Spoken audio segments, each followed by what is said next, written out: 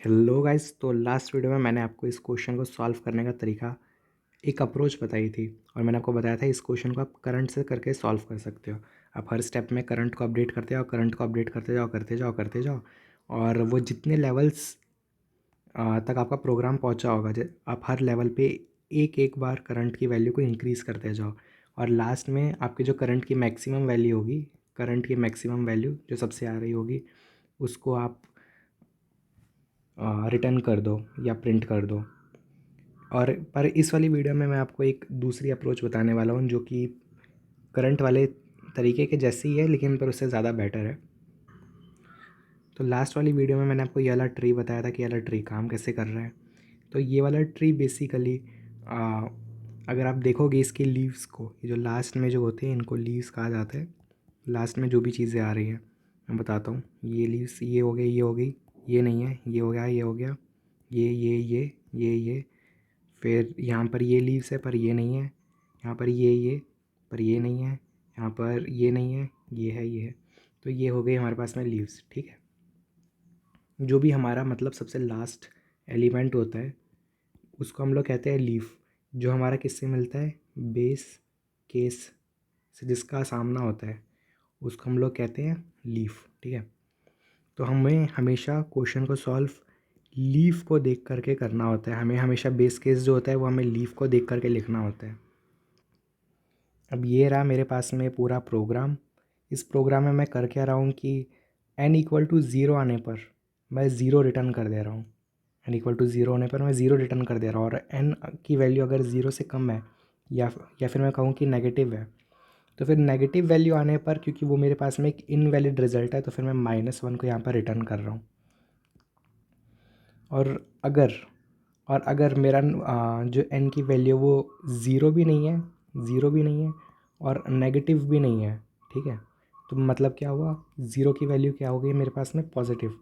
तो अगर मेरे पास में ज़ीरो की वैल्यू, n की वैल्यू पॉजिटिव है ना, n की वैल्यू पॉजिटिव होने पर आप रिज़ल्ट को कंप्यूट करो, क्योंकि अभी आपके पास में स्कोप है ये देखने का कि इसके जो भी आपके पास में नंबर है n की वैल्यू, आप उसको और ज़्यादा फर्दर ब्रेक डाउन कर सकते हो और ये चेक कर सकते हो कि वो ज़ीरो बन रहा है या फिर -1 बन रहा है, ठीक है। तो फिर वही चीज़ को कंप्यूट करने के लिए मैंने यहाँ पर ये रिज़ल्ट लिख दिया है। और रिज़ल्ट लिखने के बाद में मैं रिज़ल्ट के अंदर, ये मेरा सूडो कोड है, ये सी प्लस प्लस में ये तरीका काम नहीं करेगा। सी प्लस प्लस में हमें पहले मैक्सिमम निकालना होगा, पहले एक चीज़ का, फिर कॉमा डाल के एक और मैक्सिमम करना होगा, फिर यहाँ पर दूसरी चीज़ भी लिखनी पड़ेगी। तो बेसिकली ये वाला मैक्सिमम जो होगा, ये वाला मैक्सिमम, ये इन दोनों नंबर्स का मैक्सिमम कर देगा और ये वाला जो मैक्सिमम होगा वो यहाँ पर जो मैक्सिमम जीत करके आ रहा है और ये वाले नंबर, इन दोनों नंबर्स का मैक्सिमम निकाल देगा, ठीक है। तो ये सूडो कोड है, ये वाला कोड काम नहीं करेगा। मैं आपको बता दिया आपको लिखना क्या है, maximum number comma maximum number, दो नंबर, और फिर ये, और आपको इस तरीके से लिखना है यहाँ पर जो भी है ना, x-a का, यहाँ पे x-b का, यहाँ पे x-c का। तो अब यहाँ पर आप देखो, मैंने यहाँ पर n को हर बार n में से मैं कभी a की वैल्यू रिड्यूस कर रहा हूँ, कभी b की वैल्यू रिड्यूस कर रहा हूँ, कभी c की वैल्यू रिड्यूस कर रहा हूँ, ठीक है। और उसी हिसाब से मेरे पास में ट्री बनता जाएगा। हर स्टेप में मेरे पास में 3 बनेंगे, क्योंकि मैंने इस एक फंक्शन के अंदर मैंने 3 फंक्शंस को कॉल किया। तो एक में से मेरा एक में से मेरा n-a हो जाएगा, एक में से n-b, एक में से n-c हो जाएगा, और फिर यहाँ पर n-b होकर के ये नया n बन जाएगा, मतलब n-a जो होगा वही मेरा न्यू n बन जाएगा। और यही वाली चीज़ मेरी चलती जाएगी। कब तक चलती जाएगी, ये बेस कंडीशन तक चलती आएगी।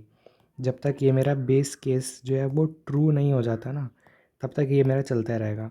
और मान लो मेरा ये ट्रू हो गया, तो जब मेरा ये बेस केस ट्रू हो जाएगा, ये वाला बेस केस, ये जब मेरा ट्रू हो जाएगा, तो फिर ये फंक्शन को कुछ वैल्यू रिटर्न करेगा, 1 और 0, ठीक है। तो वही वाली वैल्यू जो होगी वो इन वाले फंक्शंस की वैल्यू बन जाएगी।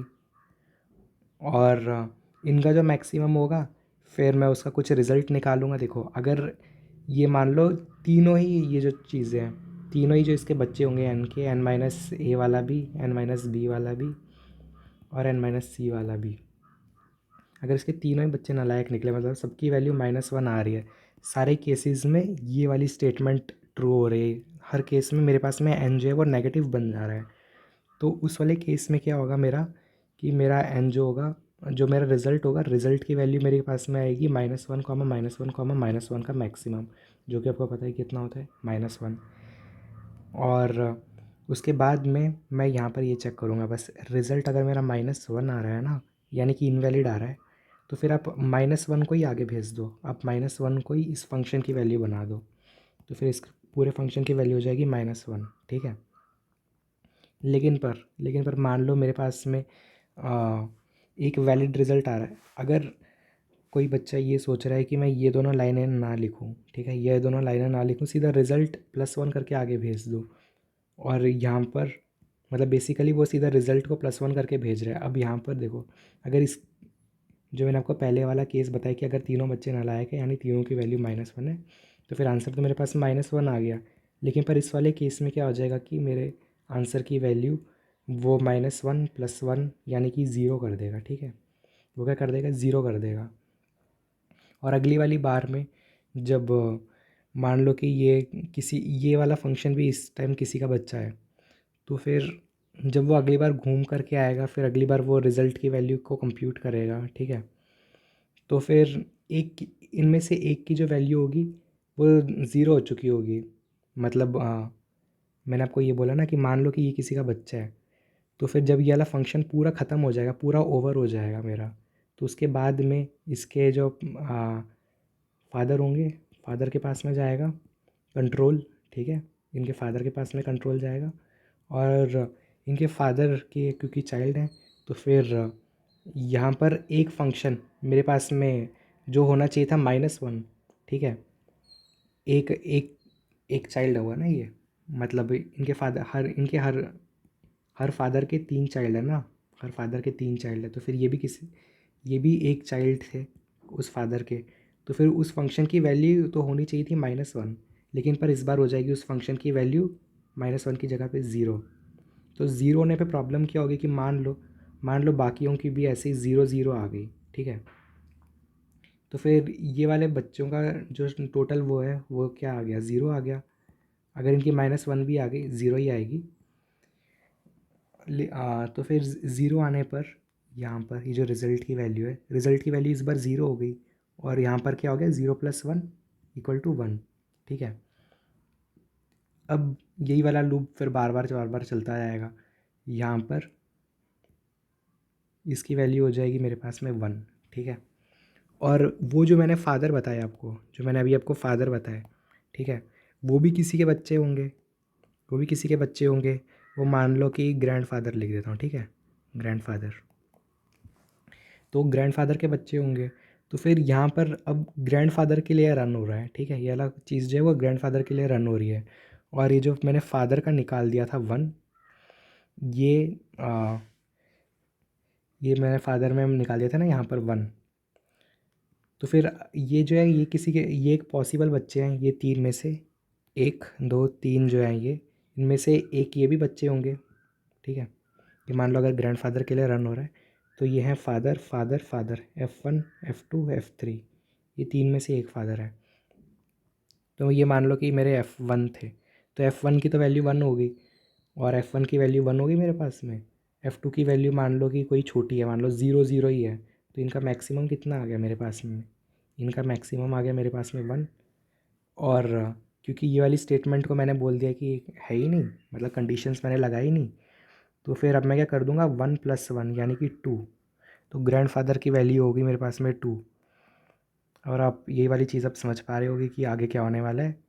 आगे क्या होगा, ग्रेट ग्रैंडफ़ादर होंगे, ग्रेट ग्रैंडफ़ादर, ठीक है। अभी वाला फंक्शन रन है ग्रेट ग्रैंडफ़ादर के लिए, तो ग्रेट ग्रैंडफ़ादर में मेरे पास में ग्रैंडफ़ादर 1 ग्रैंडफ़ादर 2 ग्रैंडफ़ादर 3 होंगे। ये मान लो ग्रैंडफ़ादर 1 थे, ठीक है। तो फिर ग्रैंडफ़ादर 1 की वैल्यू मेरे पास में 2 है, और यहाँ पर मेरे पास में मान लो चलो 0 0 ही है, तो इनका मैक्सिमम तो मेरे पास में 2 ही आ गया। और ये दोनों क्योंकि स्टेटमेंट मैंने लगाई नहीं, तो फिर यहाँ पे 2 + 1 मेरे पास कितना हो गया, 3 हो गया, ठीक है। तो ग्रैंडफ़ादर की वैल्यू मेरे पास में कितनी हो गई, 3 हो गई। लेकिन पर अब आप देखो, यहाँ पर ये वाली कंडीशंस ना लिखने की वजह से, मेरे पास में कितना गड़बड़ हो गया। यहाँ पर जो मेरा चाइल्ड था, चाइल्ड की वैल्यू मेरे पास में जो -1 आनी चाहिए थी वो हो गई थी मेरे पास में 0, ठीक है। और फिर ज़ीरो के बाद में ये वाली जो वैल्यू है वो मेरे पास में +1 होकर के हो गई 1। फिर अगली वाली बार में ये वाली वैल्यू +1 होकर के हो गई मेरे पास में 2। ये वाली वैल्यू बाद में मेरे पास में +1 होकर के हो गई मेरे पास में 3। और मेरे पास में आंसर आ रहा है, मान लो ग्रेट ग्रैंडफादर ही निकालना था तो ये हो गया मेरे पास में 3। यही मेरे मान लो मेरे पास में n वही हैं जिन्होंने n को बुलाया था। तो फिर मेरे पास में आंसर आ रहा है 3, जबकि मेरे पास में आंसर कितना होना चाहिए था। मेरे पास में अगर कायदे से देखा जाए तो ये वाली स्टेटमेंट पहले ही मेरे पास में एग्जीक्यूट हो जाती और मेरे को आंसर पहले ही मिल जाता -1, ठीक है।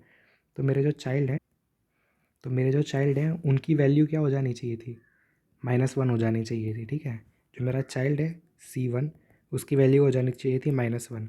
और ये फिर चाइल्ड जब अपने पापा को बुलाएगा और इनके पापा के तो बहुत सारे चाइल्ड होंगे, यानी कि C2 और C3 भी होंगे। तो फिर इनके फादर की वैल्यू कितनी हो जाएगी।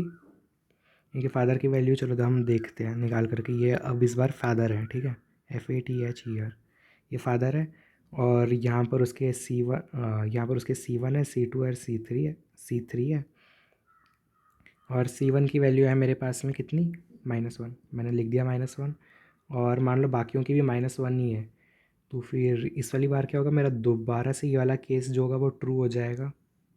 और फिर मेरे फादर की भी वैल्यू हो जाएगी -1, ठीक है। फादर की भी वैल्यू मेरे पास में कितनी हो गई, -1 हो गई। अब मान लो कि ये मेरा ग्रेट ग्रैंड फादर की बात कर रहा हूँ, ठीक है, ग्रेट फादर की बात कर रहा हूँ, मतलब इनके भी पापा की। तो इनके पापा जो होंगे ग्रैंड फादर, उनके भी 3 बच्चे होंगे, यानी कि F2 और F3 भी होंगे। और फिर यही वाली चीज़ दोबारा से रिपीट होने वाली है, यहाँ पर F1 F2 F3। और इसकी भी वैल्यू -1 होगी, तो फिर तीनों के मैक्सिमम की भी वैल्यू -1 हो जाएगी। फिर से ये वाली स्टेटमेंट एग्जीक्यूट हो जाएगी। और उसके बाद में यही वाली चीज़ दोबारा से होने वाली है। इनके ग्रेट ग्रेट ग्रैंडफादर जो भी हैं उनके भी 3 बच्चे होंगे, ग्रैंडफादर ग्रैंडफादर ग्रैंडफादर। तो इनकी भी वैल्यू वही -1 ही आने वाली है। तो फिर मेरे को जो करेक्ट वैल्यू है इस वाले केस में -1 मेरे पास में क्या है, वो इनवैलिड वैल्यू है, ठीक है। -1 मतलब ये है कि no possible cases, no possible way, ठीक है, कोई पॉसिबल वे नहीं है। तो मेरे को इस बार सही आंसर मिला है -1, ठीक है। तो इसलिए हमारे पास में ये कंडीशंस लिखना बहुत ज़्यादा ज़रूरी है, ये वाली कंडीशंस लिखना, कि हम लोग ऐसा डायरेक्टली ना कर दें कि हम लोग यहाँ पर ये वाली कंडीशंस लगाए ना और हम लोग सीधा यहाँ पर कर दें +1, ठीक है। यहाँ पर +1, इधर पे मान लो एक कंडीशन मैं लगा भी दूँ और यहाँ पर मैं +1 कर दूँ, तो फिर मान लो इसका भी -1 आया, इसका भी -1 आया, इसका भी -1 आया। तो ओवरऑल जो होगा वो मेरा -1 हो गया। -1 और 1 से मेरे पास में 0 हो गया। और 0 जो होगा वो ये वाली कंडीशन ये पकड़ नहीं पाएगा, ये पकड़ लेगा उस वाले केस को, 0 वाले को। तो ये 0 में +1 करके आगे भेज देगा। इसलिए आपको ध्यान रखना है कि आपको यहाँ पर +1 नहीं लिखना है, ठीक है। ये ऐसा ना, ये मत कर देना, ये रॉन्ग है, ठीक है, ये रॉन्ग है। ग्रीन वाले से कर देता हूँ कि राइट क्या है। ग्रीन वाले से ही देख लो, ये राइट है कि आप यहीं पर ही +1 करो, ठीक है।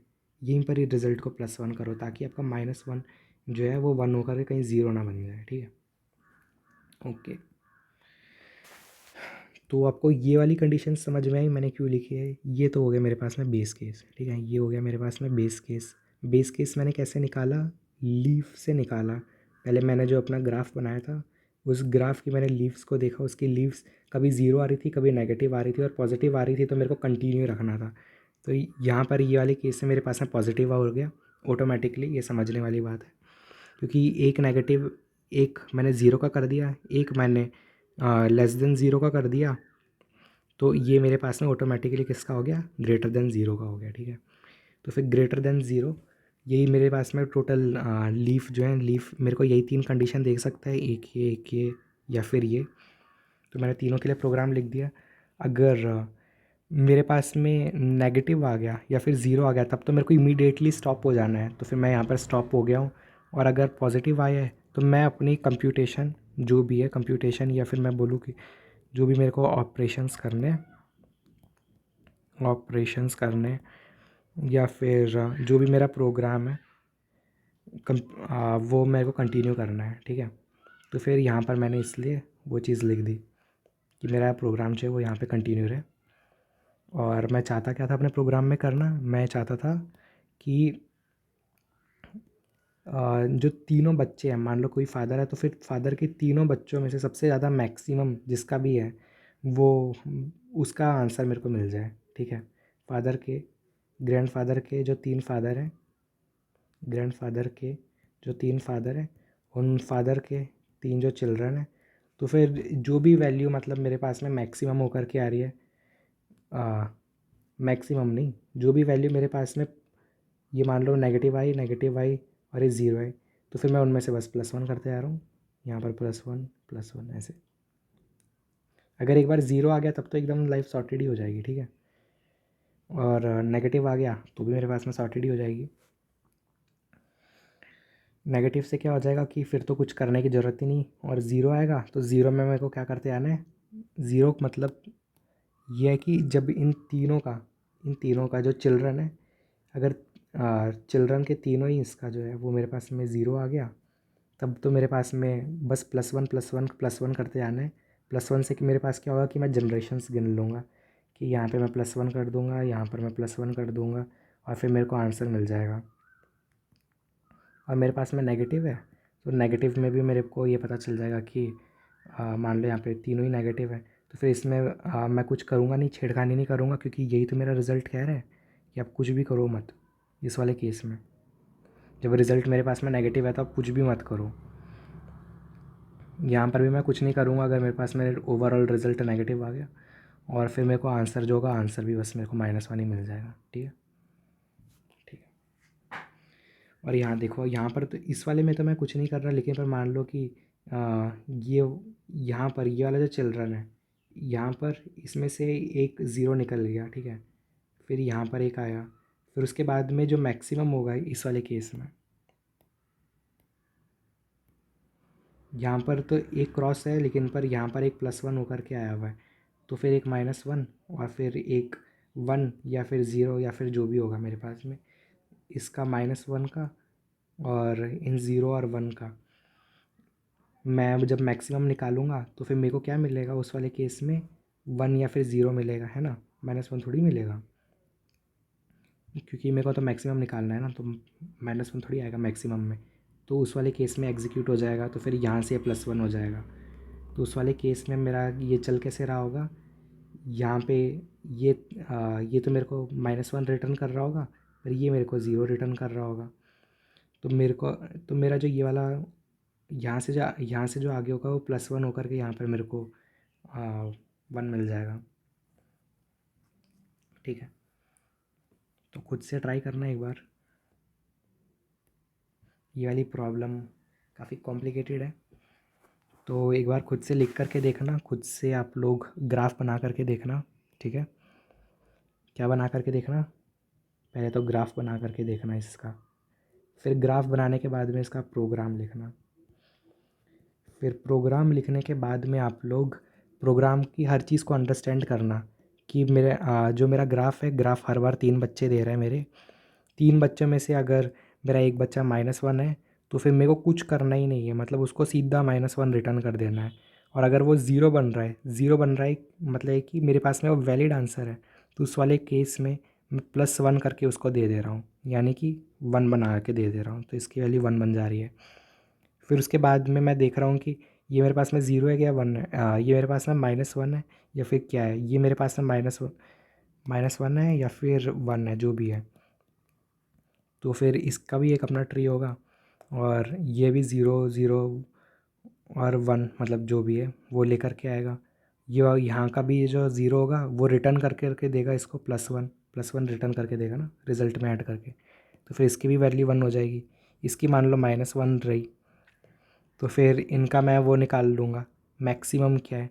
फिर हर बार में मैं यही वाला स्टेप रिपीट करते जा रहा हूँ, तो फिर 1 में मैं कर दूँगा यहाँ पे +1 करके दूँगा तो ये 2 हो जाएगा। तो मेरे को ये पता चल जाएगा कि मेरी जो जनरेशन्स है वो 2 बार चल रही है, तो फिर मेरे को मतलब 2 आंसर आ गया। अब मैं एक और बार आपको ग्राफ दिखा देता हूँ ताकि आपको और अच्छे से समझ में आए। और ये दोबारा से मैंने ये क्यों लिखा है ये मैंने आपको बता दिया। ये तो मेरे पास में बेस केस है, ये बता दिया। जब मेरे पास में रिज़ल्ट जब मेरे पास में जो रिज़ल्ट है वो 0 से ज़्यादा हो, वो मैंने आपको बता दिया। ये एन के इक्वल, एन से लेस देन, एन से ग्रेटर देन। एन से ग्रेटर देन हो तो फिर आप रिज़ल्ट को कंप्यूट करो। अगर आपके पास में रिज़ल्ट -1 आ गया, ठीक है, पहली बात तो कंप्यूट ही ना हो। दूसरी बात, अगर वो कंप्यूट हो रहा है यानी कि एन से ग्रेटर है, तब उस वाले केस में आप ये रिज़ल्ट निकाल लो। रिज़ल्ट आपने निकाल लिया, फिर उसके बाद में आप रिज़ल्ट को चेक करो कि इसके क्या तीनों बच्चे गधे थे। तो फिर तीनों बच्चे अगर इसके खोते निकले तो फिर ये भी मतलब अगर तीनों ही बच्चे नालायक है तो मतलब बाप भी नालायक होगा, ठीक है।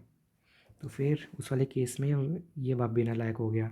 और मान लो अगर तीनों में से एक भी बच्चा अगर समझदार निकल गया तो वो बच्चा तो मतलब वो बाप नालायक नहीं था, ठीक है। उसके बच्चे ऐसे ही नालायक थे पर उसका बाप नालायक नहीं था, वो बाप नालायक नहीं था। तो उस वाले केस में बच्चे की वैल्यू में मैं 1 को ऐड करके दे दे रहा हूँ, ठीक है। फिर उसके बाद में यही वाला सिलसिला मेरे पास में चलता रहेगा। वो जो बाप होगा वो भी किसी का बच्चा होगा, तो फिर वो क्योंकि किसी का बच्चा है तो उस वाले केस में ये वाली चीज़ तो इम्प्लीमेंट होगी नहीं, क्योंकि ये तो बस लीफ के लिए था ना। ये तो बस लीफ को पकड़ने के लिए था। लीफ को अगर आपने एक बार पकड़ लिया तो लीफ को मतलब पकड़ने का मतलब कि जो सबसे जो चाइल्ड को पकड़ने के लिए था, उसके बाद में इसका यूज़ नहीं होने वाला, ठीक है। ये इसका यूज़ नहीं होने वाला क्योंकि मैंने कंडीशन इसमें दिया n=0। n=0 जब मेरे को एक बार मिल गया, जब मेरी वैल्यू 0 हो गई या फिर 1 हो गई, नेगेटिव हो गई, तो उसके बाद में तो बस मैं ऊपर ही जाता रहूँगा ना। जिसने जिसने भी उसको कॉल किया होगा, मान लो 1 ने कॉल किया है, 1 के ऊपर 2 ही होगा ना। 2 ही नहीं कॉल किया होगा या फिर 2 से कोई बड़ा नंबर होगा उसने कॉल किया होगा। ये जो ऊपर वाला नंबर होगा ये 2 से तो एटलीस्ट बड़ा ही होगा ना, ग्रेटर देन 2 ही होगा, ठीक है। फिर ये वाला नंबर जो होगा वो पीछे वाले इस वाले नंबर से ज़्यादा बड़ा होगा। तो बेसिकली मेरा बस लीफ केस में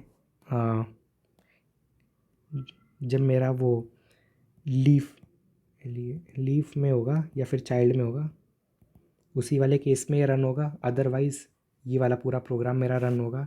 हर बार मैं फंक्शन को कंप्यूट करूँगा, हर बार मैं देखूँगा इनकी, हर बार मैं बच्चों का देखूँगा। एक बाप जो होगा वो अपने 3 बच्चों को बुलाएगा।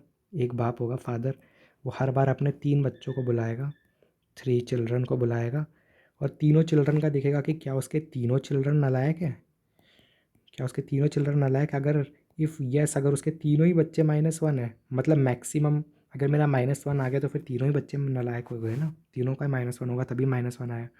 तो इसका मतलब है कि उस वाले केस में वो जो बाप है वो भी बिल्कुल नालायक है। लेकिन पर अगर उसका मान लो 3 में से एक भी बाकी 2 बच्चे तो -1 है पर एक बच्चा 0 है, ठीक है, नेगेटिव नहीं है, तो फिर मतलब वो वाला बाप इंटेलिजेंट है। और जो बाप होता है अगर वो इंटेलिजेंट है तो बच्चे से ज़्यादा ही इंटेलिजेंट होगा, तो +1, ठीक है। बेसिकली उस वाले केस में मैं +1 करके इसको दे दे रहा हूँ। फिर उसके बाद में जो बाप होंगे, फिर उसके बाद में यार जो फंक्शन होगा, जो एक बाप पहले अपने बच्चों को बुला रहा था, अब उसका भी पापा उसको बुलाएगा, ठीक है। तो अब ये फादर्स फादर्स फादर्स खेलेंगे इसमें, F1 F2 F3। F2 को भी आपको ऐसे ही कैलकुलेट करना है उसके अलग बच्चों का निकाल करके। F3 को भी आपको ऐसे ही कैलकुलेट करना होगा। फिर F1 में आपको देखना होगा कि तीनों ही बाप नालायक हैं क्या। तो तीनों ही बाप अगर नालायक हैं तो फिर ग्रैंडफादर भी नालायक होगा। अगर इनमें से एक भी समझदार है तो फिर वो जो मेरा जो भी ग्रैंडफादर है वो भी समझदार होगा, ठीक है। मतलब और अपने फादर से तो ज़्यादा ही मतलब फादर से तो ज़्यादा ही समझदार होगा ग्रैंडफादर, क्योंकि उसको +1 करके मैं दे दे रहा हूँ, ठीक है। तो फादर की वैल्यू अगर मेरे पास में 1 थी, मैक्सिमम वैल्यू 1 आ गई, तो फिर ग्रैंडफादर की वैल्यू मेरे पास में हो जाएगी 2। फिर उसके बाद में ग्रेट ग्रैंडफादर के लिए मैं अगर बात करूँ तो फिर हर बार ग्रेट ग्रैंडफादर, समझ गए ना। इसकी वैल्यू +2 करके आ जाएगी तो इसकी वैल्यू हो गई 3, ठीक है। तो अभी मैंने आपको बताया था कि जो मेरे पास में ये है मेरे पास में लीफ, ठीक है। ये भी मेरे पास में है लीफ, लीफ, ये है मेरे पास में लीफ, लीफ, लीफ या फिर बोल दूँ चाइल्ड, ठीक है। चाइल्ड या फिर लीफ, ठीक है। आप इसको लीफ भी बोल सकते हो या फिर अगर आपको जनरेशन्स में करना है, जनरेशन्स, तो फिर ये हो गया मेरे पास में चाइल्ड। फिर उसके बाद में ये फिर मैं बोल दूँगा कि इसका एंसेस्टर है, ये उसका एंसेस्टर, उसका एंसेस्टर, उसका एंसेस्टर, उसका एंसेस्टर, ठीक है। तो फिर आप एंसेस्टर वाले तरीके से भी कर सकते हो और लीफ वाले तरीके से भी कर सकते हो। तो मैं आपको लीफ करके बता देता हूँ। ये मेरे पास में हो गई सबकी लीफ। और लीफ में मैंने आपको कंडीशन क्या बताई थी, एन इक्वल टू ज़ीरो पे क्या कंडीशन बताई थी मैंने आपको, रिटर्न कर दो ज़ीरो को। और और अगर एन लेस देन ज़ीरो है तो आप रिटर्न क्या कर दो, -1 की, वो मतलब बच्चा ही नालायक है। ठीक है, तो यहाँ पर मैंने आपको देखो करके दिखाया है, -1 ज़ीरो रिटर्न करके दिखाया है। इसको क्या मिल गया, ज़ीरो। ठीक है, इस वाले को क्या मिल गया, नेगेटिव को मिल गया -1। ये वाले नेगेटिव को क्या मिल गया, -1। ये मैंने आपको करके दिखाया है। बाकियों का भी ऐसे ही है। इसको मिल गया ज़ीरो, इसको मिल गया -1, इसको मिल गया ज़ीरो, इसको मिल गया -1, इसको भी मिल गया -1। ठीक है, इसको मिल गया ज़ीरो, इसको मिल गया -1, इसको मिल गया -1। ठीक है भाई।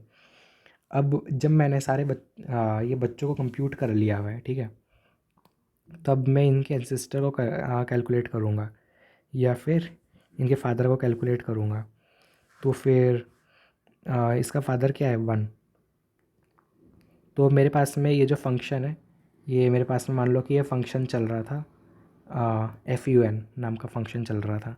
ठीक है, तो फंक्शन 1 की वैल्यू मान लो, फंक्शन 1 फंक्शन 1 की वैल्यू मेरे पास में कितनी आ गई, लास्ट में तो ज़ीरो है। और मैं चाहता हूँ कि ये जो वैल्यू है मेरे को एक जनरेशन अगर मैं ऊपर जाऊँ तो 1 से इंक्रीज़ हो जाए। ठीक है, अगर वो वैल्यू वैलिड है, तो मैं क्या बोल रहा हूँ, अगर वो चाइल्ड से अगर वो चाइल्ड से फादर की तरफ में जा रही है तो फिर वो वैल्यू ऐड हो जाए अगर वो वैलिड है। और अगर वो वैलिड नहीं है, अगर वो वैलिड नहीं है तो -1 की -1 ही जाए, वो -1 जो है वो ज़ीरो ना हो जाए, क्योंकि ज़ीरो होने से मेरे पास में आंसर वैलिड हो जाएगा। मैंने आपको बहुत अच्छे तरीके से बता दिया था एक्सप्लेन करके। तो यहाँ पर मेरे पास में क्योंकि ज़ीरो है, बाकी दो तो -1 है, लेकिन पर ये मेरे पास में ज़ीरो है, तो फिर ये ज़ीरो जो होगा यहाँ पे +1 हो जाएगा और मेरी फंक्शन 1 की वैल्यू हो जाएगी 1। ठीक है, यहाँ पे मैं लिख देता हूँ, फंक्शन 1 की वैल्यू जो हो गई मेरे पास में हो गई 1। ठीक है भाई। अब हर जगह पर कहीं और पे भी मान लो फंक्शन 1 आ रहा है, यहाँ पर ये आ गया, तो इसकी वैल्यू को मैं दोबारा से नहीं निकालूंगा ये पूरा देख करके। ठीक है, ये पूरा दोबारा नहीं देखूंगा मैं, इसकी वैल्यू मैंने यहीं पर ही निकाल ली एक बार फंक्शन 1 की, तो बस निकाल ली, अब दोबारा नहीं निकालूंगा। फंक्शन 1 को मैंने यहाँ पर लिख लिया भाई। ठीक है ना, अब मैं क्या करूँगा, मैं बोलूँगा कि फंक्शन 1 तो भाई डन हो गया, मेरा फंक्शन 1 डन हो गया। यहाँ पर मान लो यहाँ पर फंक्शन 1 आ रहा है तो इसकी वैल्यू डन हो गई मेरे पास में, यहाँ पे 1 आ रहा था, इसकी वैल्यू डन हो गई। ठीक है भाई। फिर और कहीं पे आ रहा है क्या 1, इसकी भी वैल्यू मेरे पास में डन हो गई, कितनी हो गई, 1 हो गई। अब मैं एक बार 2 का निकाल करके देखता हूँ। ठीक है, 2 की वैल्यू क्या आएगी मेरे पास में, फंक्शन फंक्शन 2 की वैल्यू मेरे पास में क्या आएगी मेरे को बताना है। ठीक है भाई, तो फंक्शन टू की वैल्यू मैं एक बार निकाल देता हूँ। फंक्शन 1 की तो वैल्यू मेरे पास में 1 हो चुकी है, फंक्शन वैल्यू की वैल्यू 1 की वैल्यू मेरे पास में 1 हो चुकी है। फंक्शन 0 की वैल्यू मेरे को बताओ, फंक्शन 0 की वैल्यू, क्योंकि ये मेरे पास में ये तो बेस केस हो गया ना, तो इसकी वैल्यू 0, नेगेटिव भी मेरा बेस केस हो गया, इसकी वैल्यू -1। तो आप मेरे को जल्दी से बता दो, 1, 0 और -1 का मैक्सिमम 1 होगा ऑफ कोर्स, तो मैंने यहाँ पर लिख दी 1। अब मेरे पास में ये भी कंप्यूट हो चुका है, मतलब टू की वैल्यू मेरे पास में आ चुकी है। कितनी थी मेरी टू के पास में, टू की वैल्यू मेरे पास में आ गई थी, एक इंक्रीज़ होकर के +1। ठीक है, एक इंक्रीज़ होकर के +1। तो यहाँ पर मैंने यहाँ पर ये देखो +1 कर दिया, 1 में यहाँ पे +1 कर दिया, क्योंकि ये मेरे पास में क्या थी, वैलिड वैल्यू थी। जो मेरे पास में मैक्सिमम आया था, मैक्सिमम जो मेरे पास में आया था ये कभी 0, 1 और -1 का, वो मेरे पास में 1 आया था। जो मेरे पास में 1 था वो मेरे पास में इस वाली कंडीशन में लाई कर रहा था कि जो मेरा रिज़ल्ट नॉट इक्वल टू -1 वाली कंडीशन में मेरा लाई कर रहा था। ठीक है, result is not equal to -1 वाली कंडीशन में लाई कर रहा था, और इसलिए मैंने यहाँ पे रिज़ल्ट को रिटर्न कर दिया +1 करके, यानी कि 2 करके। तो 2 की वैल्यू मेरे पास में आ गई 2। फिर उसी तरीके से अब आप 3 की भी वैल्यू निकाल सकते हो। ठीक है, अब आप 3 की वैल्यू निकाल सकते हो। 2 की वैल्यू होगी मेरे पास में 2।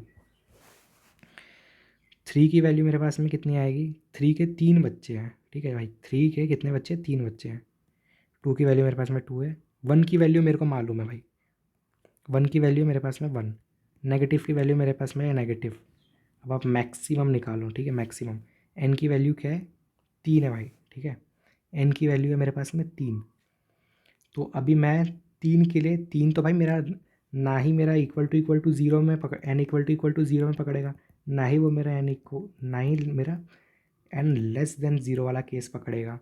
तो क्योंकि ये वाले केस तो मैंने बता ही दिया बहुत बार किसके लिए बने थे, चाइल्ड के लिए बने थे ना। तो यहाँ पे n इक्वल टू मेरे पास में है 3। तो अभी मैं यहाँ पर इसको सॉल्व कर देता हूँ n इक्वल टू 3 के लिए। यहाँ पे जाएगा रिज़ल्ट में मेरे को तीनों बच्चों का, इसके n अगर फादर है, अगर 3 मेरा फादर है तो इसके 3 बच्चे हैं, इन तीनों का मेरे को वो मिल जाएगा मैक्सिमम 2, 1 और नेगेटिव। तो इनका मैक्सिमम मेरे को मिल जाएगा, कितना, 2। और मैं क्या बोल रहा हूँ कि अगर मेरे पास में आंसर 2 आ गया है, 2 क्या है, एक वैलिड आंसर है। वैलिड क्या है, वैलिड मतलब मेरा क्या है कि which is not equal to -1, which is not equal to -1। उस वाले केस में मैं रिज़ल्ट को +1 करके भेज दूंगा, ठीक है, उसके फादर के पास में। तो सारे बच्चों का जो मैक्सिमम आया है वो आ गया मेरे पास में 2, ये सब का मैक्सिमम आ गया। और मैं इसमें से +1 करके भेजूँगा तो n इक्वल टू 3 की तो 3 का जो मेरा आंसर है वो मेरे पास में आ गया 3, ठीक है। तो यहाँ पे मैं लिख देता हूँ फन 3 की वैल्यू आ गई मेरे पास में 3। और उसी तरीके से मैं यहाँ पे फन 4 की भी वैल्यू कैलकुलेट कर सकता हूँ, ठीक है। फन 4 की वैल्यू मैं कैलकुलेट कर लेता हूँ। फन 4 की 3 की वैल्यू 3 थी, 2 की वैल्यू 2 थी, और 3, 2 और नेगेटिव, 3, 2 और नेगेटिव का आपको पता ही है मैक्सिमम कितना आएगा, 3 आएगा। 3 जो है वो मेरे पास में नॉट इक्वल टू 1 है, ठीक है, नॉट इक्वल टू -1 है, और नॉट इक्वल टू -1 है यानी कि एक वैलिड आंसर है। और वैलिड आंसर है तो फिर मेरे को रिटर्न करना है 3+1, 3+1 को मेरे को रिटर्न कर देना है। तो 3+1 हो गया मेरे पास में 4, तो इसकी वैल्यू हो गई मेरे पास में 4। फिर उसके बाद में मेरे पास में यहाँ पर 3 है, 3 की वैल्यू 3 है, यहाँ पे 0 है, 0 की वैल्यू कितनी है, 0 ही है, क्योंकि मैंने आपको बता ही दिया था, क्योंकि ये मेरा क्या था, चाइल्ड। और चाइल्ड के लिए तो मैंने पहले से ही एक केस सेट करके रखा था, ऐसे वाले केस में आप रिटर्न 0 कर दो। तो फिर चाइल्ड की मेरे पास में वैल्यू होगी 0। तो फिर अब मेरे को किसका आंसर निकालना है, एक 4, 3 और 0, 4, 3 और 0 का मैक्सिमम निकालना है, मैक्सिमम ऑफ 4, 3, 0। 4, 3, 0 का मैक्सिमम हो गया मेरे पास में 4। 4 मेरे पास में एक वैलिड आंसर है ना, क्योंकि ये 1 की इक्वल नहीं है ना। तो मैं क्या करूँगा, रिज़ल्ट में +1 करके आगे भेज दूँगा। तो रिज़ल्ट में मैंने आगे करके +1 करके भेज दिया। तो फिर रिज़ल्ट में यहाँ पे +1 कर दिया, तो n इक्वल टू 5 में मेरा जो रिज़ल्ट हो गया, रिज़ल्ट मेरा हो चुका है कितना भाई, कितना हो चुका है मेरे पास में रिज़ल्ट, 5 हो चुका है, ठीक है। इस पूरे फंक्शन की जो वैल्यू है, इस फंक्शन की, फंक्शन ये 5 वाले की, इसकी वैल्यू मेरे को मिल चुकी है रिज़ल्ट+1 यानी कि 4+1 यानी कि 5। मेरे पास में 5 ही आंसर है, ठीक है। ये आप लोग समझ गए होंगे। एक लास्ट बार दोबारा से हर चीज़ को एक्सप्लेन कर देता हूँ, वैसे तो ज़रूरत नहीं है, फिर भी यहाँ पर आप देख लो फटाफट से एक बार प्रोग्राम। मेरे पास में यहाँ पर n=5 है, n=5, ठीक है। यहाँ पे मेरे पास में n=5 है, और n=4, 3 और 0 में टूट रहा है, क्योंकि मेरे पास में a और b और c की वैल्यू जैसी दी थी। फिर जो 4 है वो मेरा 3, 2 इसमें टूट रहा है, 3 जो है मेरा 2 इसमें टूट रहा है, 2 जो है मेरा इसमें टूट रहा है, और 1 जो है मेरा इसमें टूट रहा है। फिर उसके बाद में 0 जो है मेरा 0, क्योंकि मेरे पास में क्या है, लीफ है, बच्चा है चाइल्ड है या फिर लीफ है। तो फिर 0 की वैल्यू मेरे को रिटर्न हो गई 0, 0 यानी कि फंक्शन 0, ठीक है, फंक्शन 0, यहाँ पे फंक्शन नेगेटिव। तो इसकी वैल्यू मेरे पास में रिटर्न हो गई 0, इसकी हो गई 1, इसकी हो गई 0, इसकी भी हो गई -1, इसकी भी हो गई -1। फिर उसके बाद में जब मैंने तीनों बच्चों का सम पता कर लिया है, जब मैंने तीनों बच्चों को पकड़ लिया, अब मैं उनके पापा के पास लाऊंगा। पहले क्या हो रहा था कि एक पहले क्या हो रहा था कि एक ग्रेट, दूसरे कलर के पेन से लिखता हूँ, थोड़ी साफ़ सुथरी जगह पे लिखूँ। पहले मेरे पास में हो रहा था कि एक ग्रेट ग्रैंडफादर है, ग्रेट ग्रैंडफादर, वो अब बुला रहा था अपने तीनों ग्रैंडफादर, वो बुला रहा था तीनों ग्रैंडफादर्स को, यानी कि उसके बच्चों को। वो ग्रैंडफादर बुला रहा था अपने तीनों फादर्स को। और यहाँ पर भी सेम, यहाँ पर भी सेम। फिर उसके बाद में ये बुला रहे थे अपने तीनों चिल्ड्रंस को, ठीक है। यहाँ पर भी तीनों चिल्ड्रन, तीनों चिल्ड्रन, ठीक है। और जैसे ये चिल्ड्रन पे आ जा रहा था, चिल्ड्रन या फिर मैं बोल दूँ लीफ पे आ जा रहा था, उस वाले में बोल रहा था रुक जाओ ऐसा, और आगे जाने की कोई ज़रूरत नहीं है। तो मेरे को रोकेगा कौन? इसको रोकेगा रिटर्न। रिटर्न जो भी बेस कंडीशन के अंदर लिखा होगा, जो भी बेस कंडीशन का रिटर्न होगा वो उसको रोक लेगा, और वो उसको दे देगा -1 या फिर दे देगा 0, ठीक है। इसको रोक लेगा। अब क्या होगा, अब जो ये चीज़ पहले ऐसे ऐसे करके जा रही थी ना आगे की तरफ में, पहले ये इसको बुला रहा था, ये उसको बुला रहा था, ये उसको बुला रहा था, बेस कंडीशन के बाद से सब कुछ उल्टा हो जाएगा भाई साहब। बेस कंडीशन, जब एक बार बेस कंडीशन एग्जीक्यूट हो गई, बेस कंडीशन के बाद में अब हर चीज़ उल्टी चलने लग जाएगी। यानी कि अब जो चिल्ड्रन होगा, चिल्ड्रन की वैल्यू मेरे को मिल चुकी है, तो अब ये जाएगा फादर के पास में। अब फादर अब ये मेरे को फादर की वैल्यू मिल चुकी है, तो अब फादर अपने ग्रैंडफादर के पास में जाएगा। अब ग्रैंडफादर बोलेगा कि भाई तू अपना बता चल, अब तेरी बारी। इस वाले फादर ने कर दिया F1 ने, अब तू अपना काम करके दिखा। फिर ये अपने चिल्ड्रन के पास में आएगा, ये अपने चिल्ड्रन को बोलेगा कि भाई बताओ तुम्हारा क्या हाल चाल है। फिर इसके चिल्ड्रन जो भी इसका स्टेटस होगा वो बताएंगे, फिर इस फादर को वैल्यू मिलेगी। फिर उसके बाद में हमारे पास में पावर आ जाएगी, इस कंट्रोल आ जाएगा इस वाले फादर के पास में। फिर ये अपने तीनों बच्चों से बोलेगा भाई बताओ क्या हाल चाल है तुम्हारे, फिर क्या वैल्यूज़ है तुम्हारी। तो फिर ये जब इसको मिल जाएगा, तो फिर ये इनकी जो भी वैल्यू है उनका मैक्सिमम जो होगा वो इस वाले ग्रैंडफादर के पास में आएगा। फिर ये वाले ग्रैंडफादर का जब कंप्यूट हो गया, तो फिर मेरे पास में जो कॉल होगी वो जाएगी इस वाले ग्रैंडफादर के पास में। फिर ये वाले ग्रैंडफादर क्या पता बस यहीं पर ही, यहीं तक ही निपट गए हो, मतलब यहीं पर ही उनका बेस केस आ गया हो, ठीक है, यहीं पर ही उनका बेस केस आ गया हो। तो फिर तो कंट्रोल आ जाएगा इस वाले ग्रैंडफादर के पास में। ये वाले फादर्स को वो देखेगा, मान लो ये वाले फादर्स यहीं पर ही उनके बेस केस में निपट गए, तो पहले तो वो किसके पास में जाएगा, पहले जाएगा मेरे पहले वाले फादर के पास में। फिर वो देखेगा कि इसके चिल्ड्रन हैं क्या, तो मान लो इसके अगर तीन चिल्ड्रन हैं, अगर फादर है तो इसके 3 ही होंगे। ये नहीं होगा कि 3 नहीं है तो फिर शायद से 2 होंगे, नहीं 1 होगा, ऐसा कुछ नहीं है। या तो 3 होंगे या तो होगा ही नहीं, ठीक है भाई। ये बीच बीच वाले काम नहीं होंगे यहाँ पे। तो फिर मान लो इसके फादर यहाँ, इसके चाइल्ड को कैलकुलेट कर ले, इसके चाइल्ड को कैलकुलेट कर दे, यानी फादर की वैल्यू मिल गई। तो उसके बाद में मैं इसके आऊँगा दूसरे फादर के पास में। फिर दूसरा वाला फादर क्या पता यहीं पर ही निपट गया हो, तो इसकी वैल्यू हो गई हो -1, क्योंकि ऐसा भी तो हो सकता है यदि फादर यहीं पर ही 0 हो गया हो, ठीक है। ये वाला फादर मान लो यहीं पर ही नेगेटिव हो गया था, तो यहीं पर इसका काम ख़त्म हो गया। फिर उसके बाद में कंट्रोल आ जाएगा इस वाले फादर के पास में, ठीक है। फिर ये वाला फादर भी मान लो यहीं पर ही एक तो इस यहीं पर निपट गया, एक फादर यहीं पे निपट गया, फिर वो दूसरे फादर को देख रहा है। तो दूसरा फादर जो है मेरा यहाँ पे पॉजिटिव हो गया था, तो फिर उसने तीनों अपने चाइल्ड को कॉल किया। तो पहले एक चाइल्ड कॉल होगा, फिर दूसरा चाइल्ड कॉल होगा, फिर तीसरा चाइल्ड कॉल होगा। फिर जब ये तीनों चाइल्ड कॉल हो जाएंगे तो इस फादर को वैल्यू मिल जाएगी। फिर इस फादर को वैल्यू मिलने के बाद में इसके तीसरा जो फादर होगा F3, उस फादर को कैलकुलेट किया जाएगा, ठीक है। फिर जब ये तीनों चीज़ें कैलकुलेट हो जाएंगी उसके बाद में जो वैल्यू होगी वो यहाँ पे आएगी, ठीक है, हमारे पास में ग्रेट ग्रैंडफादर के पास में। तो फिर ये इस तरीके से काम कर रहा है। थोड़ा कॉम्प्लिकेटेड प्रोसेस है, आप लोग समझ गए होंगे। एक और बार बता ही देता हूँ।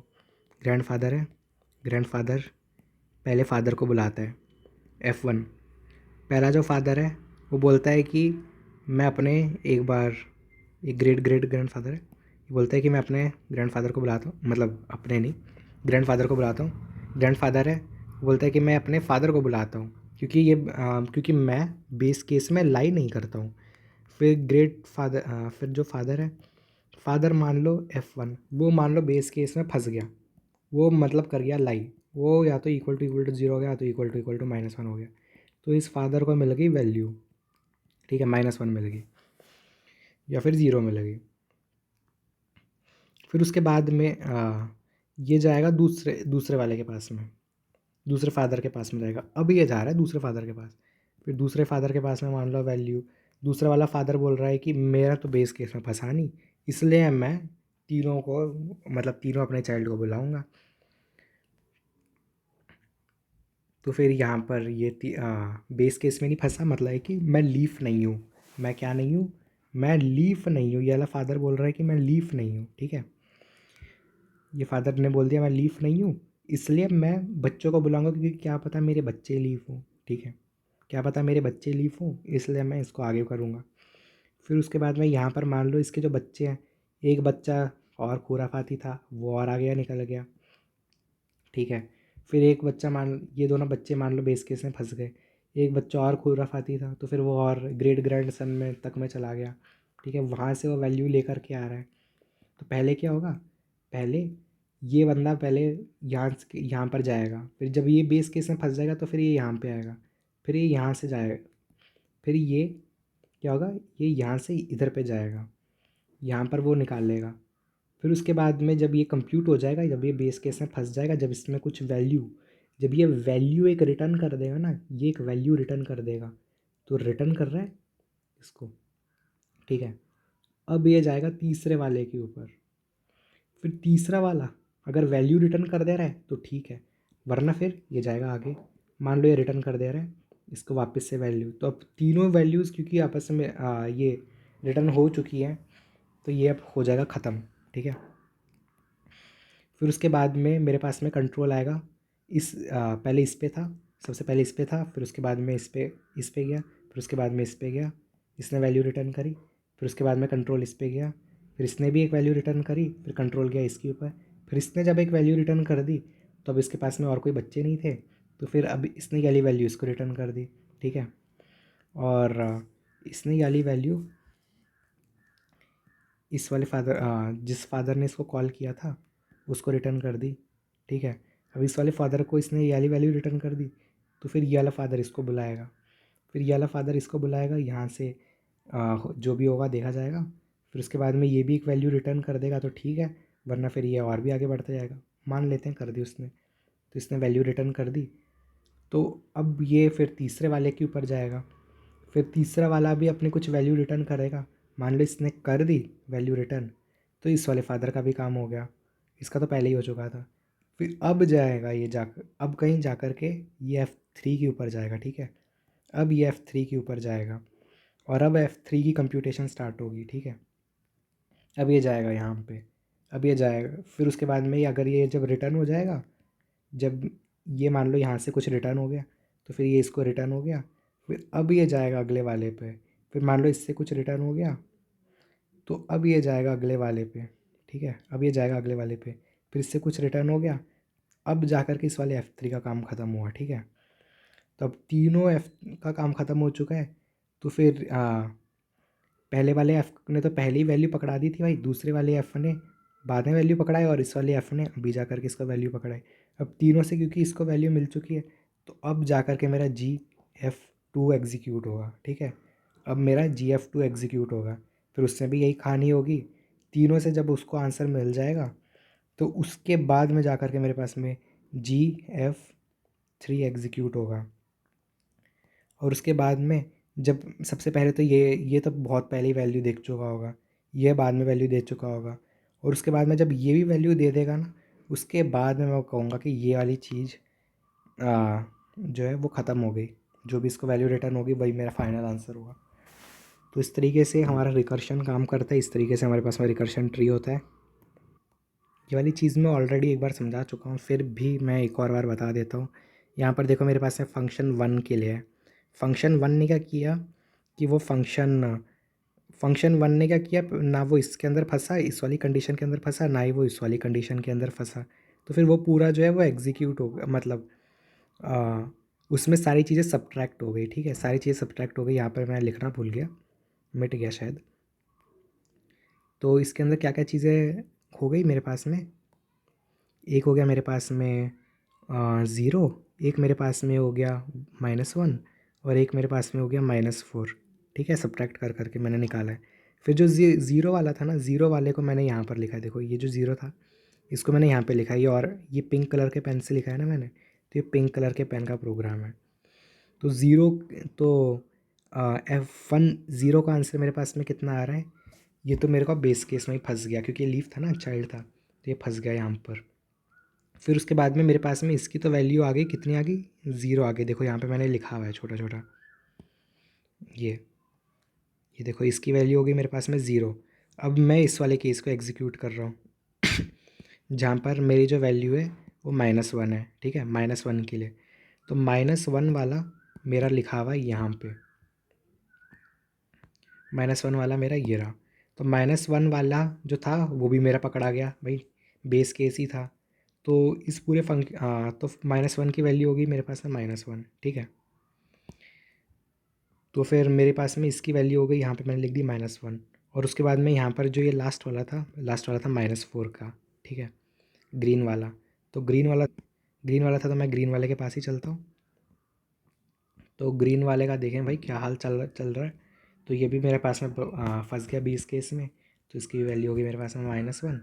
मेरे पास में इस पूरे फंक्शन की वैल्यू कितनी हो गई, ये पूरे रिजल्ट की वैल्यू कितनी हो गई, रिजल्ट की वैल्यू हो गई मैक्सिमम ऑफ 0, -1 और -1, जो कि आंसर हो गया मेरे पास में 0। अब 0 एक मेरे पास में वैलिड आंसर है ना, -1 नहीं है, यानी कि मेरे पास में एक वैलिड आंसर है। तो फिर मैंने यहाँ पर रिज़ल्ट को +1 करके ऊपर भेज दिया, ठीक है, रिज़ल्ट को +1 करके ऊपर भेज दिया। फिर मेरे को मिल गया, मतलब रिज़ल्ट को +1 करके ऊपर भेज दिया, तो यहाँ पर मेरा आंसर हो गया, रिज़ल्ट तो यहाँ पे 0 था, +1 कर दिया, तो फिर ये हो गया मेरे पास में 1, ये मेरे पास में हो गया 1, ठीक है, 1 की वैल्यू 1 हो गई। अब उसके बाद में मैं fun2 की वैल्यू कैलकुलेट कर रहा हूँ।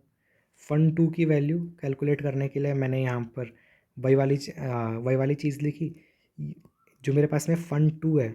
fun2 मेरे पास में क्या कोई लीफ है क्या, लीफ तो नहीं है मेरे कोई भी, तो ये यहाँ पर फंसेगा ही नहीं यहाँ पर, इसलिए मैंने यहाँ पे क्रॉस लगा दिया कि यहाँ पे फंसेगा ही नहीं। यहाँ पर ये वाले केस में आएगा जिसमें n की वैल्यू >0 है, ठीक है। तो कलर के हिसाब से आप पिंक का पिंक में जाना, येलो का येलो में जाना, और ग्रीन का ग्रीन पे जाना।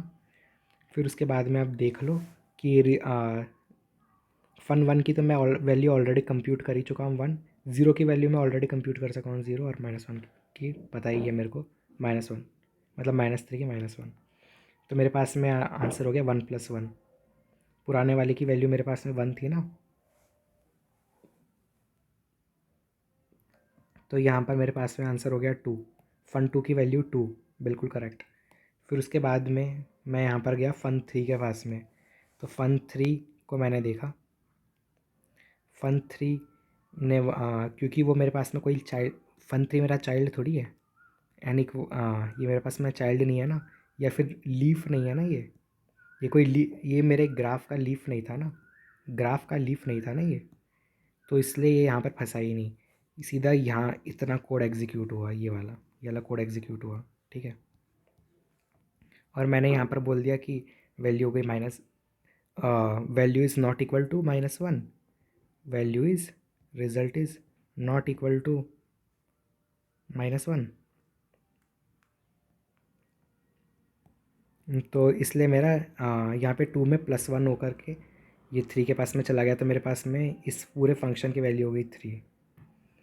फिर वैसे ही मेरे पास में 4 हो गया, और फिर मैं 5 के पास में चले जाऊँगा, और 5 की वैल्यू मेरे पास में हो जाएगी कितनी, 4।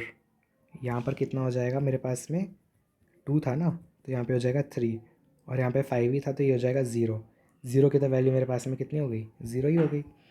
फिर उसके बाद में यहाँ पे 4 4 था, 4 की भी वैल्यू मेरे पास में 4 ही हो जाएगी, और 3 की भी वैल्यू मेरे पास में 3 ही हो जाएगी। इन तीनों का मैं वो निकालूंगा तो 4 ही हो जाएगा, और 4 + 1 मेरे को 5 मिल जाएगा, तो इसकी वैल्यू मेरे पास में होगी 5। और यही तो मेरा टारगेट था, यही मेरे पास में सबका ग्रेट ग्रैंडफादर जो है, GGF जो है वो यही है ना। तो इसकी जो वैल्यू है वही फाइनल वैल्यू। तो आप लोग समझ गए होंगे। जिसको अभी भी समझ में नहीं आया, बस एक और थोड़ा सा एक्सप्लेन कर देता हूँ, फिर तो भाई आ ही जाएगा।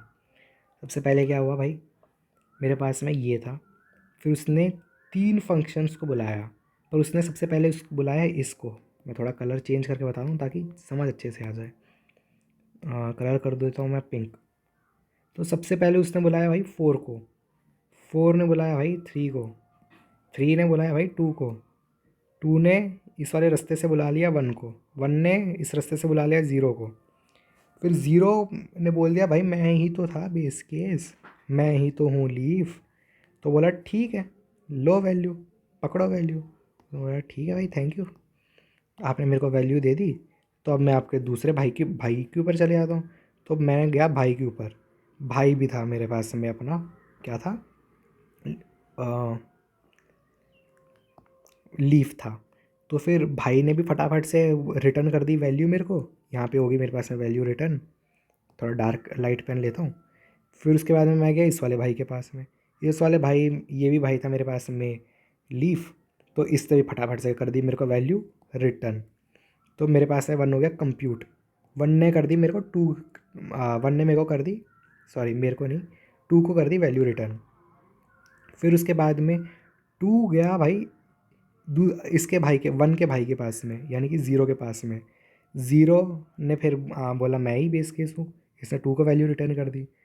फिर 2 गया नेगेटिव के पास में, इसने भी इसको वैल्यू रिटर्न कर दी। जब इसको तीनों से वैल्यू रिटर्न हो गई, तीनों से वैल्यू रिटर्न हो गई, तो ये वाला फंक्शन हो गया मेरे पास में ख़त्म, क्योंकि मेरे पास में फंक्शन क्या था, मैक्सिमम ऑफ, यहाँ पे लिखता हूँ मैक्सिमम ऑफ n-a। फिर दूसरा मेरे पास में फंक्शन n-a, यहाँ पर फंक्शन n-b, और यहाँ पर फंक्शन n-c। ठीक है, ये मेरे पास में था, मैंने इसको भी कंप्यूट कर दिया, इसको भी कंप्यूट कर दिया, इसको भी कंप्यूट कर दिया।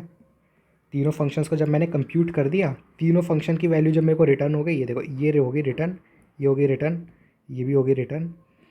तो जब मेरे को तीनों की वैल्यू रिटर्न हो गई है, तो उसके बाद में मेरा जो रिज़ल्ट है, रिज़ल्ट भी मेरे पास में कंप्यूट हो गया। रिज़ल्ट कंप्यूट हो गया तो मेरे पास में नीचे की कंडीशन भी वो हो गई। और नीचे की कंडीशन जब एक बार हो गई, तो उसके बाद में रिटर्न जब हो गई, तो मेरे को टू की वैल्यू मिल गई। मेरे को किसकी वैल्यू मिल गई, फ़न 2 की वैल्यू मेरे को मिल गई। फिर फ़न 2 की वैल्यू मेरे को मिल गई, तो मैंने बोल दिया कि ले भाई थी, मेरे को तो मिल गई। 2 बोल रहा है कि पापा जी, 3 को बोल रहा है पापा जी, मेरी जो है वो वैल्यू रिटर्न हो गई, जो कि और वो आई थी मेरे पास में 2। तो इसने बोला, 3 ने बोला शाबाश बेटा। अब मैं आपके भाई के पास में जाता हूँ, 2 का भाई यानी 1। फिर 1 के पास में गया, 1 ने बोला कि मैं 0 के पास में जाता हूँ। फिर 0 ने बोला कि मैं आपको मतलब आप बेस केस तक पहुँच चुके हो, मैं ही हूँ बेस केस। तो 1 ने भी उसको वैल्यू रिटर्न कर दी। फिर उसके बाद में 1 ने बोला कि शाबाश बेटा, 0 0 बेटा शाबाश। अब मैं जाता हूँ आपके भाई के पास में, यानी कि नेगेटिव के पास में। नेगेटिव ने बोला मैं भी बेस केस हूँ, तो मैंने भी वैल्यू रिटर्न कर दी। फिर 1 ने बोला शाबाश बच्चे, मैं अब आपके भाई के पास में आता हूँ, थर्ड भाई के पास में आता हूँ, आखिरी भाई के पास में आता हूँ। फिर मैं नेगेटिव ने भी बोल दिया, तो नेगेटिव ने भी वैल्यू रिटर्न कर दी। फिर उसके बाद में जब वो मेरे रिज़ल्ट वाले के अंदर, जब मैं तीनों वैल्यूज़ को एक बार बुला चुका हूँ रिज़ल्ट के अंदर, तीनों वैल्यूज़ को एक एक बार करके बुला ही चुका हूँ, तो फिर मेरे पास में रिज़ल्ट की भी वैल्यू कंप्यूट हो गई। ठीक है, इस रिज़ल्ट की वैल्यू कंप्यूट हो गई। फिर 1 ने इस वाली वैल्यू को ऊपर भेज दिया। फिर 3 ने बोला शाबाश 1, इतना अच्छा काम किया। अब मैं आपके तीसरे और आखिरी भाई नेगेटिव के पास में जाता हूँ। फिर नेगेटिव तो पहले ही बेस केस था, तो नेगेटिव ने तो फटाफट वैल्यू रिटर्न कर दी। तो 3 जो था उसको उस 3 ने भी ये वाले तीनों चीज़ें जो हैं वो एग्जीक्यूट कर दी, ये 3। ठीक है, जो फंक्शन 3 था, फंक्शन 3 ने फंक्शन 2 को भी बुला लिया, फंक्शन 1 को भी बुला लिया, और फंक्शन नेगेटिव वाले को भी बुला लिया।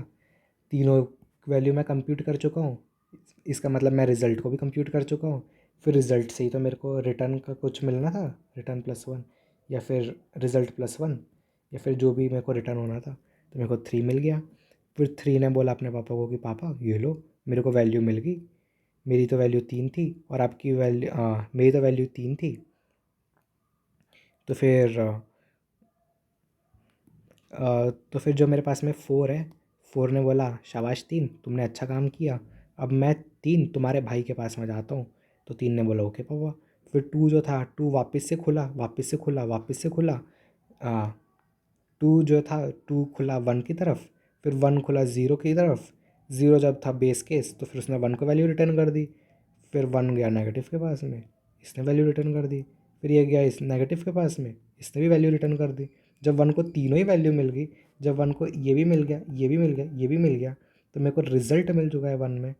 तो फिर 1 ने 2 को ये रिज़ल्ट वापस कर दिया, ठीक है। फिर 2 इसके पास में गया, फिर इसने भी कुछ वापस कर दिया, इसके पास में गया, उसने भी वापस कर दिया। फिर उसके बाद में नेगेटिव के पास में गया, नेगेटिव तो खुद ही 20 के है। फिर उसके बाद में नेगेटिव के पास नेगेटिव तो खुद ही बेस केस था, तो नेगेटिव ने तो इसको फटाफट से वैल्यू रिटर्न कर दी। तो तो फिर ये भी वैल्यू रिटर्न कर चुका है, ये भी वैल्यू रिटर्न कर चुका है। तो अब 4 जो था, 4 4 को अपना क्या करना था, 3 कंडीशंस को वो करना था। 3 कंडीशन, तीनों चीज़ों का मैक्सिमम निकालना था। पहले उसने इसको अच्छे तरीके से निकाल लिया, फिर इसको अच्छे से निकाल लिया, फिर इसको अच्छे से निकाल लिया। तो फिर अब 4 की जो है, 4 मेरे को मिल चुका है। तो 4 जो है वो 5 को वैल्यू बता देगा अपनी कि भाई मेरी जो है वैल्यू वो 4 आएगा, ठीक है। फिर 5 बोलेगा वेरी गुड, आपकी वैल्यू 5 आई ना, वेरी गुड। अब 5 की अगर मैं उसमें बात करूँ, अगर मैं 5 का फंक्शन बना करके लिखूँ, ये देख लो, ध्यान से देखना, ये लास्ट है, इसके बाद और नहीं बताऊँगा। अगर मैं 5 का फंक्शन ऑफ 5 लिखूँ, तो इसको रिज़ल्ट अपना कंप्यूट करने के लिए बुलाना होगा फंक्शन ऑफ 4 को, है ना, फंक्शन ऑफ 3 को भी, comma maximum, function of 4, function of 3, और किसको बुलाना होगा, फंक्शन ऑफ 0 को, कॉमा फंक्शन ऑफ 0, ठीक है, इसको बुलाना होगा। तो फिर अभी मैं इसकी 4 की वैल्यू निकाल चुका हूँ, ये नंबर, ये वाले नंबर 4 की वैल्यू में निकाल चुका हूँ, ठीक है। यहाँ पर इसने उसको बता दिया कि 5 को बता दिया कि देखो पापा मेरे पास में आ चुकी है। तो 5 ने बोला वेरी गुड बेटा, अब मैं 3 पे जाता हूँ, यानी इसके ऊपर जाता हूँ। तो फिर वो 3 पे गया, 3 पूरा खुला ऐसे, फिर पूरा ऐसे खुला, मतलब फिर वो एक एक करके खुला। फिर ये उसके पास में गया, ये ऊपर गया, ये यहाँ पे गया, ये ऊपर गया, फिर यह यहाँ पे गया, ये ऊपर गया। फिर उसके बाद में ये वाली वैल्यू गई 2 के पास में, 2 यहाँ पर आ गया, फिर ये ऊपर गया। फिर उसके बाद में ये गया, ये हुआ। फिर जब मेरे को तीनों, इस वाले केस से भी तीनों की वैल्यू मिल गई, तो फिर मेरे पास में 2 कंप्यूट हो गया वापस से। फिर 2 जब मेरे पास में कंप्यूट हो गया, फिर वो 3 के पास में गया। फिर ऐसे ऐसे ऐसे, फिर लास्ट में क्या हो जाएगा कि मेरे को तीनों की वैल्यू मिल जाएगी। मतलब पहले 2 इसको वैल्यू रिटर्न कर देगा, फिर 1 इसको दे देगा, फिर 3 भी बता देगा कि पापा जी मैं वैल्यू लेकर के आ गया हूँ। तो जो fun 4, fun 3, fun 2, sorry fun 4, fun 3 और फन 0 था, अब ये वाली वैल्यू हो चुकी है मैक्सिमम ऑफ 4 ने तो पहले ही बता दिया था। 4 ने कितना पहले बता दिया था अपना, कि मैं बता दिया था कि मैं 4 हूँ, और फंक्शन ये तो 3 है पापा, और ये मेरे पास में फंक्शन 0 है। फिर उसके बाद में अगली वाली बार में मेरे को पता चल गया ये फंक्शन, ये तो फंक्शन 4 ही है। 3 की वैल्यू हो गई मेरे पास में कितनी, 3, और 0 की वैल्यू हो गई, और 0 में ये फंक्शन 0 है। फिर अगली वाली बार में मेरे को पता चल गया कि ये भी 4 है, ये 3 है, और ये 0 है, और ये 0 है। अब इन तीनों का मैक्सिमम मेरे पास में आ गया 4, ठीक है। तो यहाँ पर देखो मैंने एक एक करके तीनों को कंप्यूट कर लिया। मैंने इसको भी इसकी वैल्यू भी बता दी, इसकी भी बता दी, इसकी भी बता दी। अब जब मैंने तीनों की वैल्यू निकाल ली है, तो मेरे पास में रिज़ल्ट ऐसे यहाँ पर देखो ये कंप्यूट हो गया। फिर उसके बाद में मतलब मेरे को फिर 5 की भी वैल्यू मिल गई, ठीक है। क्योंकि जब मेरे को तीनों मिल जाएगा, तो फिर मेरे को रिज़ल्ट मिल जाएगा किस वाले फंक्शन में, 5th वाले के फंक्शन में। ये जो मैंने 5 वाला फंक्शन है, अब यही था ना आखिरी, तो 5 वाले फंक्शन के पास में जब कंट्रोल जाएगा, तो फिर ये इन तीनों को बुलाएगा, और इन तीनों को जब बुलाएगा, तो फिर ऐसे ही होगा कंप्यूट। अब एक और बार बताने का मेरा मन तो नहीं है, पर चलो सोच रहा हूँ बता ही दूँ। ये पक्का लास्ट एंड फाइनल है, इसके बाद नहीं बताने वाला मैं, ठीक है। इसके बाद तो हरगिज नहीं। तो सबसे पहले मेरे पास में n=5 के लिए मेरे पास में फंक्शन रन हुआ, ठीक है, n=5 के लिए। n=5 ने n=4 को बुलाया, ठीक है। n=4 जो था वो बेस केस में फंसा नहीं, तो इसलिए उसने n=3 को बुलाया। n=3 यानी कि फंक्शन फंक्शन 3 ये भी बेस केस में फंसा नहीं, तो इसने 2 को बुलाया। ये क्या है, फंक्शन 2 ये भी बेस केस में फंसा नहीं, इसलिए इसने 1 को बुलाया। ये क्या है, फंक ये क्या खुल गया, फंक्शन 1 ये भी बेस केस में फंसा नहीं, इसलिए इसने 0 को बुलाया। फंक्शन 0 ये बेस केस में फंस गया, इसलिए उसने 1 को वैल्यू दे दी। फिर उसके बाद में 1 ने बोला कि अब मैं दूसरे बच्चे पे जाऊँगा, फिर दूसरे बच्चे ने भी फंक्शन नेगेटिव ने वैल्यू दे दी। फिर उसके बाद ने बोला कि मैं फंक्शन इस वाले के ऊपर जाऊँगा, इसने भी वैल्यू दे दी। जब मेरे को तीनों वैल्यू मिल गई, फिर मेरे को फंक्शन 1 आराम से कैलकुलेट हो गया। जब मेरे पास में फंक्शन 1 आराम से कैलकुलेट हो गया, तो फिर मैंने इसको बता दिया कि मैंने फंक्शन 1 ने फंक्शन 2 को बता दिया कि भाई मैं कैलकुलेट कर चुका हूँ। फिर फन 2 जो था वो फन 0 के पास में गया, फन 0 के पास में। फिर फन 0 जो था वो बेस केस में फंस गया, तो फिर उसने फटाफट से 2 को वैल्यू रिटर्न कर दी। और ये भी मेरे पास में नेगेटिव था, ये भी बेस केस में फंस गया। फन नेगेटिव जो था ये भी बेस केस में फंस गया, तो इसने भी उसको वैल्यू रिटर्न कर दी। फिर उसके बाद में मेरे पास फन 2 की वैल्यू मिल चुकी है, तो फन 2 ने फन 3 को वैल्यू रिटर्न कर दी। अब फन 3 के पास में कंट्रोल आ चुका है। पहले फन 2 के पास कंट्रोल था, फन 3 पे आ चुका है कंट्रोल। अब फन 3 ने वापस से बोला कि ओए 1 को अपने दूसरे भाई को जा कर के कंप्यूट करके आ। तो फिर इसके ऊपर अब मेरे पास में फन 1 पे कंट्रोल है। फिर फन फन ने फन 0 पे कंट्रोल लाया, मतलब फन 0 के पास में कंट्रोल आया। फिर फन 0 ने तो फटाफट से उसको वैल्यू रिटर्न हो गई, फन 0 को वैल्यू फटाफट से रिटर्न हो गई 0। तो ये वाली चीज़ फटाफट से कंप्यूट हो गई। फिर उसके बाद में फन नेगेटिव के पास में कंट्रोल, फिर उसके बाद में फन 1 के पास में कंट्रोल आया। फिर फन 1 ने उसको 3 को बता दिया कि भाई मेरी वैल्यू इतनी हो गई, तो फन 3 के पास में कंट्रोल आया। फिर फन 3 ने वापस से बताया, वापस से क्या किया, नेगेटिव को बुलाया, यानी कि इनके तीसरे भाई को। तो फिर अब फन नेगेटिव के पास में कंट्रोल आया हुआ है। फिर फन नेगेटिव जो है, फन नेगेटिव भी जब कंप्यूट हो गया तो इसने भी उसको बता दिया, तो फन 3 के पास में कंट्रोल आ गया। फिर फन 3 जो था वो इन तीनों बच्चों की वजह से कंप्यूट हो गया, और कंप्यूट होने के बाद में फन 0 को बता दिया कि भाई मैं हो चुका हूँ कंप्यूट। तो फिर फन 4 के पास में कंट्रोल आ चुका है। अब फन 4 ने बोला कि अब मैं तेरे दूसरे भाई के पास में आता हूँ, तो फन 2 के पास में कंट्रोल आ चुका है। फिर ऐसे ऐसे ऐसे फिर उसके बाद में जब 2 की भी वैल्यू मेरे को पता चल जाएगी, तो ये 2 की वैल्यू रिटर्न हो जाएगी। तो फन 4 बोलेगा, फिर फन 4 के पास में कंट्रोल आ जाएगा। फिर फन 4 बोलेगा कि अब तेरे तीसरे भाई के पास में जाऊँगा, यानी कि फन नेगेटिव के पास में। तो फन नेगेटिव के पास से कंट्रोल आ गया, पर इसकी तो वैल्यू फटाफट से मेरे पास में कंप्यूट हो गई नेगेटिव। तो फिर ये फटाफट से फन 4 के पास में चला गया। अब तीनों बच्चों के क्योंकि वैल्यू मेरे को मिल चुकी है यहाँ पर ये, तो मेरे को फ़न 4 की भी वैल्यू कंप्यूट हो जाएगी। तो फिर इसने मेरे को फ़न 4 ने फ़न 3 को बता दिया कि मेरी वैल्यू जो है वो कैलकुलेट हो चुकी है, और मेरी वैल्यू हो कैलकुलेट हो चुकी है। तो फिर फ़न 5 के पास में कंट्रोल आ गया। अब फ़न 5 के पास में कंट्रोल आ गया, तो फिर फ़न 5 ने बोला कि अब मैं तेरे दूसरे भाई के पास में आऊँगा, तब फ़न 3 पे कंट्रोल आ गया। फिर फ़न 2 पे आएगा, फिर फ़न 0 पे आएगा, 0 बेस केस है ये फंस जाएगा। फिर ये फ़न 2 के पास में कंट्रोल देगा, फिर फ़न 2 वापस से 0 के पास कंट्रोल देगा, फिर ये वापस से होगा। फिर तीनों बच्चों से 2 जो होगा वह कैलकुलेट हो जाएगा। फिर कैलकुलेट होने के बाद में जो 2 है वो फिर 3 को वापस से अपनी वैल्यू दे देगा, तो फ़न 3 पे कंट्रोल आएगा। फिर ये वैसी ये दोनों बच्चे भी वो करेगा, पहले इसको कंट्रोल देगा फिर वो इसको देगा। फिर उसके बाद में जब ये भी कैलकुलेट हो जाएगा, तो फिर फ़न 3 जो होगा वो फ़न 5 को अपना कंट्रोल दे, फ़न 5 पे अब कंट्रोल आएगा। फिर जो फ़न 5 पे कंट्रोल आ गया, फ़न 5 बोलेगा कि अब मैं तीसरे भाई पे आता हूँ, यानी कि 0 के ऊपर, और फिर 0 को कैलकुलेट करेंगे। फिर 0 तो बेस केस है, तो फ़न 0 तो फ़न 0 को उसने कैलकुलेट किया, इस पे कंट्रोल आया था, तो फिर इसकी तो वैल्यू मेरे को फटाफट से 0 मिल गई। तो जब मेरे पास में तीनों वैल्यू आ चुकी हैं, तो उसके बाद में मैंने तीनों को कैलकुलेट करने के बाद में मैंने फ़न एक आंसर निकाला, और फिर वापस से फ़न 5 को मैंने आंसर बता दिया, ठीक है। तो फ़न 5 को ऐसे वैल्यू मिल गई।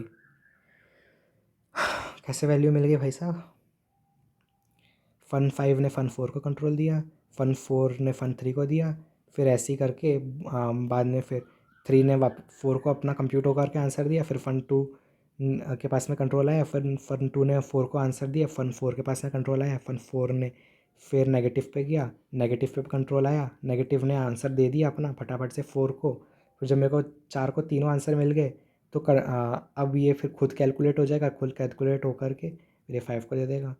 फिर वैसे ही फन 3 पे कंट्रोल आएगा, 3 2 को कंट्रोल देगा, 2 कंप्यूट हो जाएगा। जब जब वो 2 कंप्यूट हो जाएगा तो 3 को वापस से 3 को कंट्रोल दे देगा, 3 वापस से 1 को कंट्रोल देगा, फिर 1 वापस से कंप्यूट होकर के 3 को कंट्रोल दे देगा, 3 वापस से 3 के पास में कंट्रोल आएगा, फिर 3 कंट्रोल नेगेटिव को देगा, नेगेटिव कंप्यूट हो जाएगा, फिर उसके बाद में वो कंट्रोल दे देगा वापस से 3 को, फिर 3 कंट्रोल दे देगा, मतलब कि थर्ड वाला फंक्शन एग्जीक्यूट होने लग जाएगा। सेकंड को कंट्रोल दे देगा, मतलब कि सेकंड वाला function F of function of F function 2 execute होने लग जाएगा।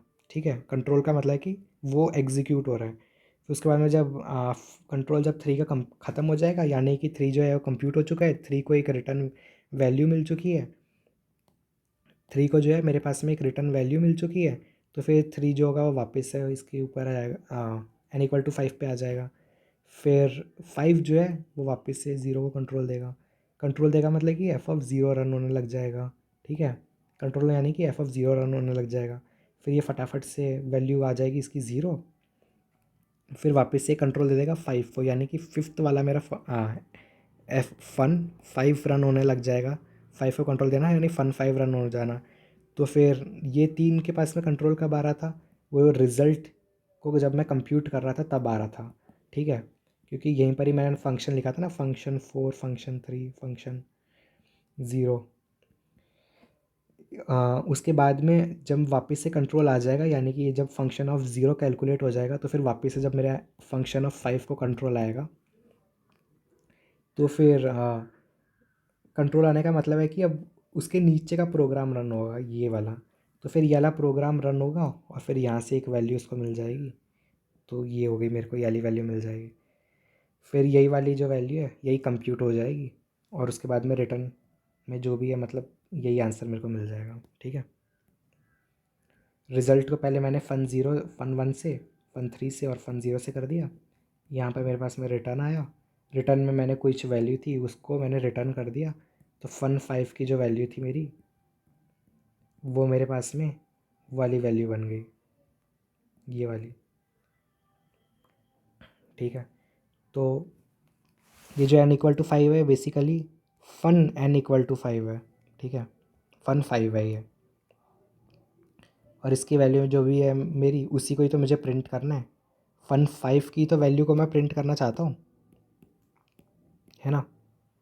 फन ये जो है मेरे पास में फंक्शन 5, इसी की तो वैल्यू को मैं प्रिंट करना चाहता हूँ, तो इसकी वैल्यू मेरे पास में जो भी रिटर्न होकर के आई वही तो है मेरा आंसर, यही है मेरे पास में आंसर। ठीक है, तो मैं क्या कर दूंगा यहाँ पे सी आउट फंक्शन 5 कर दूंगा। ठीक है, सिर्फ फंक्शन 5 नहीं, यहाँ पर ए कॉमा बी भी करूँगा, 1 2 और 5। ठीक है, ये मतलब इस वाले फंक्शन को कॉल भी कर दिया, फिर बाद में लास्ट में इस वाले फंक्शन की जो थी वो कुछ वैल्यू कंप्यूट होकर के आ गई, रिटर्न होकर के आ गई, और उसके बाद में मेरे पास में यही हो गया आंसर। ठीक है, यही मेरे पास में आंसर हो गया। चलो ठीक है गाइस, तो इस वाली वीडियो के लिए इतना ही। आई होप आप लोगों को यारी वीडियो समझ में आई गई होगी। तो अब हम मिलते हैं नेक्स्ट वीडियो में, बाय।